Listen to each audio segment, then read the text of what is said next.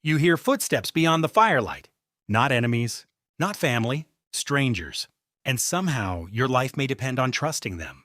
You are standing at the edge of an ancient camp somewhere in Ice Age Eurasia with cold air biting your skin and smoke clinging to your hair.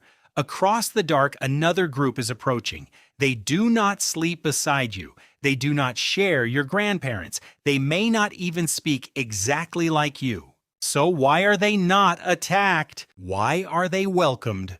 For most animals, cooperation is trapped inside the small circle of blood, grooming, and memory. A chimpanzee may know allies, rivals, brothers, and enemies, but that world has a ceiling.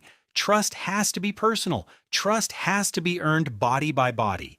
Your species broke that ceiling, not with sharper teeth, not with stronger arms, with stories. A mark on a shell could say this person belongs. A pattern on red ochre could say this group knows the same things you know. A chant, a burial custom, an animal symbol, a spirit tale, or what would later become a god could turn a stranger into someone predictable. And in a dangerous world, predictable strangers were a weapon. This is the power of the tribe. Not just a family, not just a camp, a tribe large enough to stretch beyond the people one brain can personally know.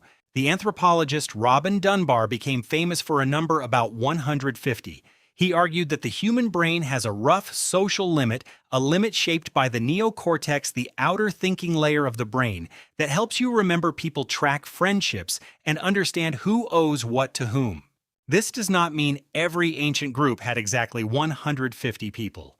It is not a magic wall. It is more like a mental burden. Around that size, keeping everyone's relationships straight becomes hard. Who trusts whom? Who married into which family? Who insulted whose brother? Who shares food? Who cheats? Your brain can only carry so much social weight. But Homo sapiens found a workaround. Your ancestors did not need to personally know every person in a wider alliance. They needed signs that told them who could be trusted, who followed the same rules, who belonged to the same invisible world. That invisible world changed everything. Imagine a small band of ancient humans moving through a cold valley. There are children, hunters, elders, and a few people carrying stone blades wrapped in hide. Food is uncertain. Weather turns quickly. A broken leg can kill. A failed hunt can starve a child. Then the band sees smoke, another camp. The strangers are dangerous, but they are also opportunity. They may know where reindeer cross the river. They may have flint from a source far away. They may have partners for marriage, which matters when small groups risk marrying too close to their own bloodline.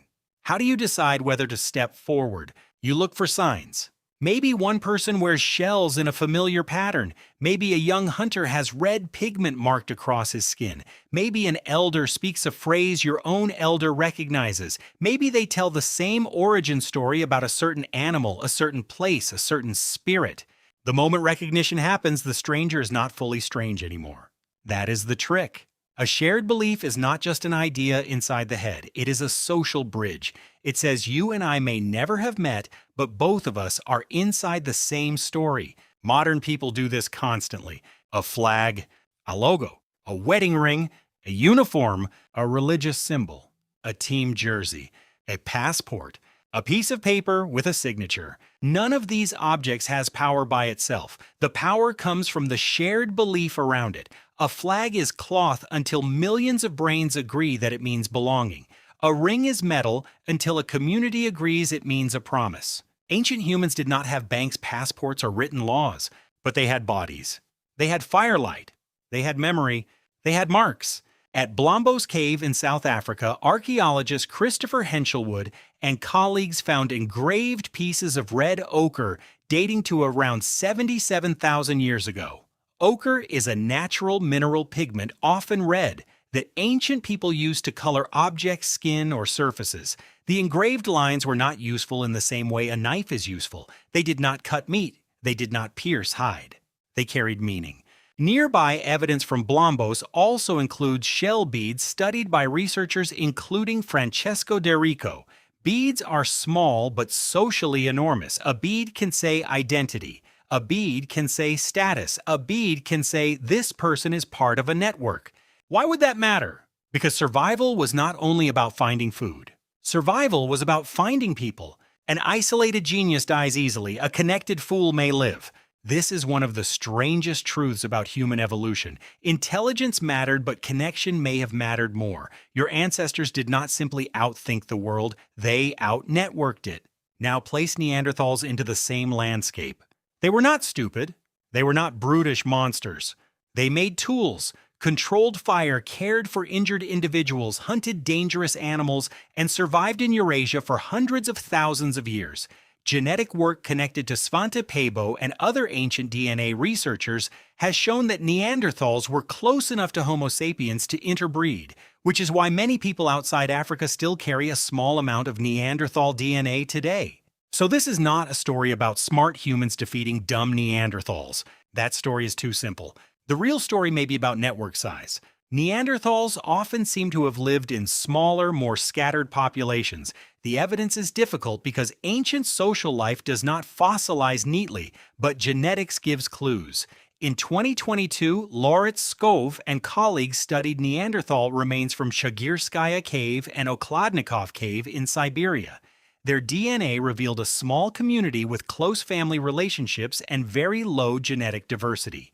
Genetic diversity means the amount of variation in a group's DNA. Low diversity can mean a population is small, isolated, or both. Small groups can survive for a long time, but they are fragile. One bad winter matters more. One disease matters more. One hunting accident matters more. One failed birth matters more. A small group can be brave and skilled and still lose. Not in one dramatic battle. Not in one final war, but slowly. A few children fewer here, a few mates harder to find there, a few tools not replaced, a few alliances never formed. Meanwhile, Homo sapiens may have carried something different across the landscape broader social webs. If one camp failed, another might help. If one valley froze, relatives or allies farther away might know a better place. If a new tool form appeared, it could spread faster through a wider chain of contacts. Culture became a survival organ. Not an organ made of flesh, an organ made of people. Anthropologist Polly Wiessner studied Hxaro exchange among the Jew Hoansi of the Kalahari. Hxaro is a system of delayed gift exchange, meaning gifts move back and forth over time to keep relationships alive. It helped people build social safety nets across distance. When drought or hunger struck in one area, those faraway relationships could matter as much as a spear. The Juhuanzi are modern people, not living fossils. They are not a direct window into Ice Age Europe. But their exchange networks show something powerful about human foragers' gifts. Can be insurance stories, can maintain alliances, and objects can keep friendship alive when people are far apart. Now imagine that principle deep in prehistory. A shell bead from the coast travels inland. A stone blade style moves from camp to camp. A marriage connects two bands. A song carries a map. A symbol tells strangers you are safe enough to approach. This is how a tribe can exceed 150. Not because every person knows every other person. Because everyone knows the sign. Everyone knows the rule. Everyone knows the story. That is the counterintuitive twist. The most dangerous human invention was not the spear. It was the shared fiction. A fiction does not mean a lie, it means a story that exists because many minds hold it together. A spirit can guard a valley, an ancestor can bless a hunt, a painted animal can bind a group, a sacred place can make separate camps feel like one people. Once a group can believe together, it can act together. That changes hunting. That changes trade.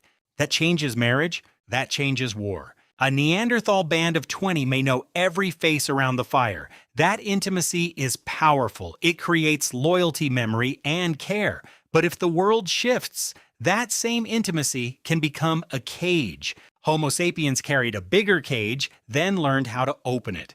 Your ancestors could cooperate with people they had never personally met because symbols did some of the social work. The symbol reduced fear. The ritual created rhythm. The story made behavior predictable. Predictability is the beginning of trust. Trust is the beginning of scale. Scale is the beginning of power.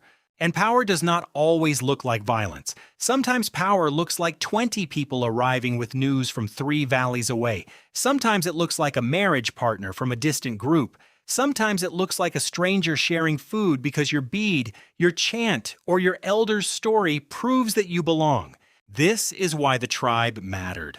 The tribe was not just people. It was a memory system. It stored names, debts, routes, taboos, marriages, warnings, and promises. A single brain could not hold the whole world, so the group held it together. The fire held it, the song held it, the symbol held it. And eventually this ability would grow into villages, kingdoms, religions, markets, armies, and nations. The same mental doorway that let your ancestors trust strangers across a valley later allowed millions of people to cooperate under symbols they would never personally touch. But it began small. A line scratched into ochre, a shell hanging from a cord, a story repeated beside a fire, a stranger recognized in the dark. There is a modern mirror inside this ancient truth. Your life is still built on trust in strangers. You eat food grown by people you will never meet. You cross bridges designed by people whose names you do not know. You obey traffic lights because strangers obey them too. You use money because other people believe it has value. You live inside systems made from shared stories. Your brain is still ancient. It still wants a tribe. It still searches for signs. Who is safe? Who belongs? Who follows the same rules? Who can be trusted when the fire gets low? That ancient instinct can protect you, but it can also divide you. The same power that helped Homo sapiens cooperate can make outsiders feel threatening. The same symbol that creates belonging can create an enemy. The tribe is powerful because it turns strangers into allies, but it can also turn strangers into monsters if the story demands it. That is the burden of the gift. Homo sapiens did not become unstoppable because every ancestor was stronger than a Neanderthal. Your species became unstoppable because a group could become more than a group. A camp could become an alliance could become a people could become a story large enough to outlive everyone who first told it. So listen again. Footsteps beyond the firelight. Not family, not enemies, strangers. And because of a symbol, a story, and a shared belief burning quietly in the dark, they may be the reason you survive.